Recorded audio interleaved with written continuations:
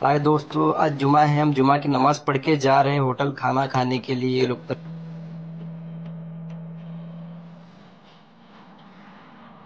ये पाकिस्तानी दोस्त हैं मेरे, पूरे आजू बाजू रूम पे रहते हैं। ये लोग पेशावर से है, तो जाते हुए सफर का मजा लेंगे यहाँ पे अपन लोग।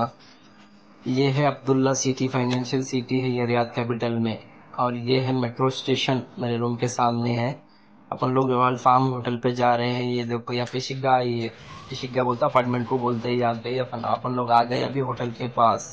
ये रहे होटल, होटल के पास आ गए हम लोग फार्म खाने के लिए। अंदर जा रहे हैं हम लोग। अंदर जाते हुए देख लो आप लोग, ये हमारे दोस्त पूरे सामने में आ गया अंदर। अंदर बैठे हुआ हम लोग खाना का इंतजार कर रहे हैं। थोड़ी देर में खाना आ जाएगा। हम लोग गोश्त कढ़ाई और अल्फाम, तो ये आ गया गोश्त कढ़ाई। और अल्फाम भी बोले थे हम लोग। अल्फाम मैं और मैं तो दोस्त खा रहे, वो लोग चावल नहीं खाते इसलिए वही और गोश्त कढ़ाई खा ले रहे। वो लोग तो वो काफी खतरनाक थे। मिलते नहीं, चलो चलो, वहाँ सलाम।